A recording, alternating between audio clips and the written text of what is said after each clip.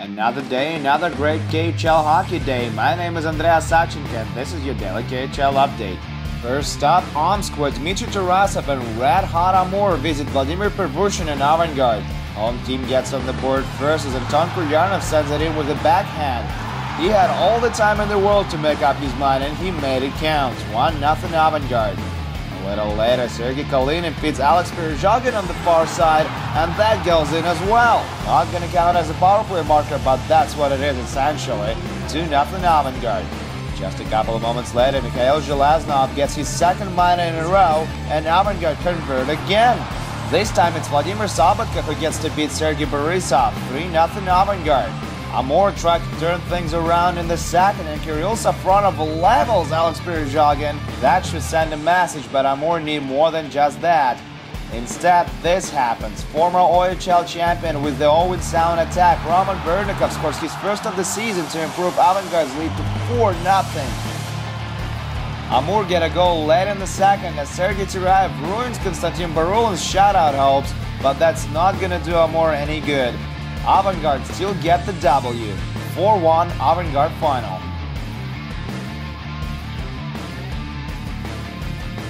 This is Kazan and Akbars meet Slovan. Not a lot of reason for Akbars fans to cheer early on. Ladislav Nagy scores his 5th of the season on a power play.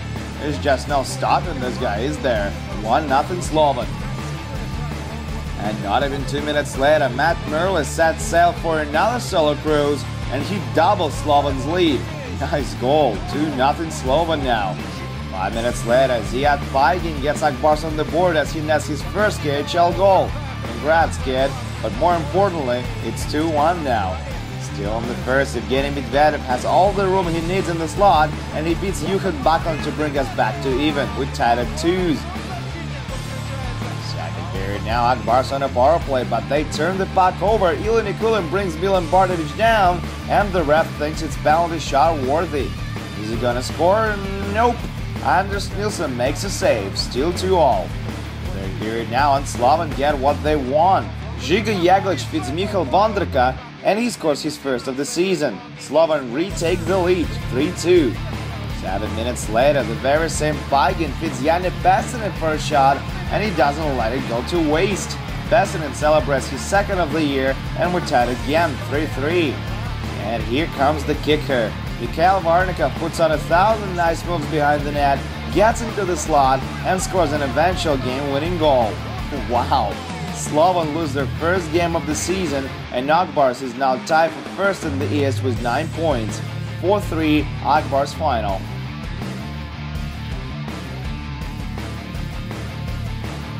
We're in Ufa now, and it's Salavat Ulayev versus Admiral. And get ready for another shootout thriller with the Green Machine and their comebacks. First goal of the game comes just 38 seconds into the first. Alexei Ugarov puts Admiral on the board. A little later, Logan Pyatt gets a power play marker, and just like that, it's 2-0 Admiral. Goalie Vitaly Koval is gone after that, and Vladimir Zahatsky takes his place in net. Late in the period, Salavat on a power play. Ivan Vishnevsky takes a shot. He's dangerous when he does that, and he scores this time. 2-1 now. That's gonna last for less than a minute as Andrei Sigarov restores Admiral's 2-goal lead on this play. 3-1 now. Second period, 2-man advantage for Salavat, and with guys like Kirill Koltsov, it's almost an automatic goal.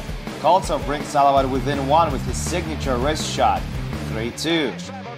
Halfway through the period, Alexander Stepanov brings us back to even with a great backhander. We're tied at 3s now. But just 3 minutes later, Admiral enjoyed a 2-1 rush, and Alexei Ugarov puts his second of the night to give Admiral a 4-3 lead. Still in the second, another power play for Salavat, and Kirill Koltsov also scores his second of the night to bring us back to even once again. This time we're tied at 4s. Third period, Salavat get a man advantage again, and Timo Hardikainen gives the home team their first lead of the game. Too many deflections if you ask me, but who cares? It's in. 5-4 Salavat, and that's the last goal for this one, and it's another Finnish import who sends it in. Antti Pilström scores his 4th of the year, and he ensures Salavat's W. They trail almost throughout the entire game, but still came back to win it. 6-4 Salavat final.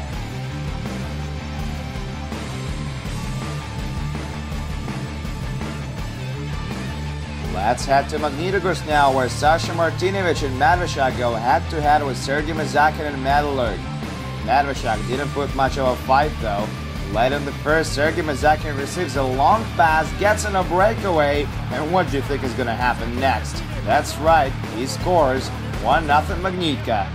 Just under a minute left in the first, Magnitka with the man advantage, and there's really nothing else that could have happened. So predictably awesome. Mazakin dishes it over to Denis Zaripov, and he doubles Magnitka's lead, 2-0. Moving over to the second period, Tim Brand wins a face-off, Maxim Kutseli takes a shot, and it's in. Didn't see that coming, did ya? That's what a replay is there for. 3-0 Magnitka now. Third period, home team's top unit is out there again, and this time it's Victor Antipin who gets to see his name written in big letters. 4-0 Magnitka, and what a gorgeous assist by Zaripov that was. And there's more. A little later, Vladislav Kamenov gets the puck on the blue line and scores an absolute beauty. Nashville Predators' second-round draft choice this summer. Could have played for the Quebec Ramparts this year in the QMJHL, but opted to stay with Magnitka, and he makes it 5-0 in this one. Little cherry on top, Maxim Kutsena's second of the night. Could have passed it to Tim Brand, but no, he went water bottle instead. Great stuff. And that's a wrap. Did this ever go one way? 6-0 Magnitka final. This is Astana, Kazakhstan, and we're here for Boris versus Vitas matchup. Visiting team opened up this corner late in the first as Yuri Koksharov beats Jan Latsov from in tight. 19-year-old Ivan Vereshchagin gets his first KHL point on this play too. 1-0 Vitas. A little later, Maxim Afinogenov tries to get some room on the right side, and he's checked by Vladimir Grebenshikov. What a hit! Open nice and everything. Alright, second period now, Vitas on the rush again. Mario Kempe almost loses his stride, but he still takes a shot and that goes upstairs. Kempe was his second of the year, and Vitas are not going to need any more goals. Harry Sattery stops 37 shots for his first KHL shutout, and it's going to be 2-0 Vitas in this one. Let's head over to Tripovets now, where Severstal meet Yugra. First period, Tony Ryla strips Marek Kvapil off the puck, pass in front to Ben Maxwell, and he scores. Nice play by Ryla, 1-0 Yugra. Second period now, and just 29 seconds in, Pavel Chernov gets his first of the season on a tip-in, 1-1. Less than 3 minutes later, same line is out there, and they get the job done again. Pavel Chernov was his second of the night, and Severstal go up 2-1. 5 minutes later, Severstal on a power play, and Pavel Lukin improves home team's lead to 3-1. Nice howitzer from the point. Still on the second, and Nikita Filatov gets Yugra on the board once again with this beauty. That's his first game of the season. He's still recovering from a lower body injury, but does he ever look fine here? 3-2 Severstal still on top though. Late in the period, Marek Kvapil goes for a slap shot, and that beats Stepan Gorichevsky. Kvapil was his third of the year, and that's how this one is gonna end. 4-2 Severstal is your final on this one. That's their first win of the season too. Moscow, Russia is our next stop. Red Army holds Structure, and we get to see Andrei Kostitsyn go up against Jan Mursak. First period, Nikita Zaitsev takes a shot. It's deflected. Stepan Da Costa gets it with a wide open net in front of him. Can't hit the 4x6.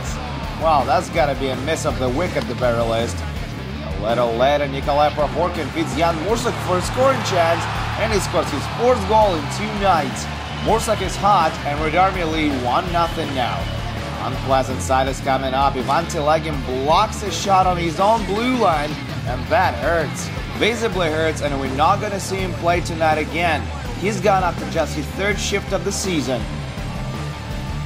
Third period now, and Red Army get an insurance marker on a power play. Chad Billins lets one rip from the blue line, and he finds the back of the net.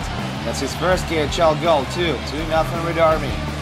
Red Army outshot Truck to 34-22 in this one, and if it wasn't for Vladislav Pokin, it would have been a nightmare for Chelabins. Nevertheless, it's Stanislav Galim who gets a shot on this one, and Red Army go 3 for 3 to start the season. 2-0 Red Army final. We're in Riga, Latvia now, where Dynamo face Sochi. Late in the first, Alexei Krutov gets on a breakaway, but he can't beat Jakub Sidlacek, and the puck goes up and over. Great scoring opportunity wasted. Moving on to the second, Mikhail Anisin jumps out of the penalty box, plants himself in the slot, and opens up the scoring.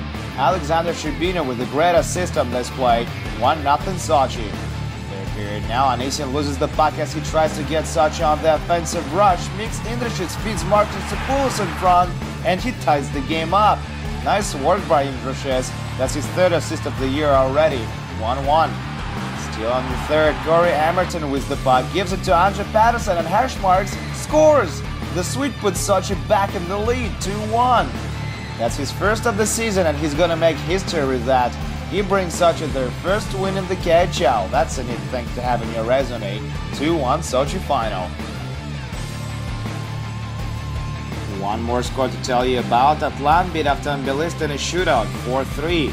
Igor Radulov scored the game winner to bring Atlant their second win in 3 games. And that's it for your daily KHL update. We have 2 slow days ahead of us, but you should still check our YouTube channel every now and then. Lots of good stuff there. My name is Andreas Sachenko, and I'll see you guys soon.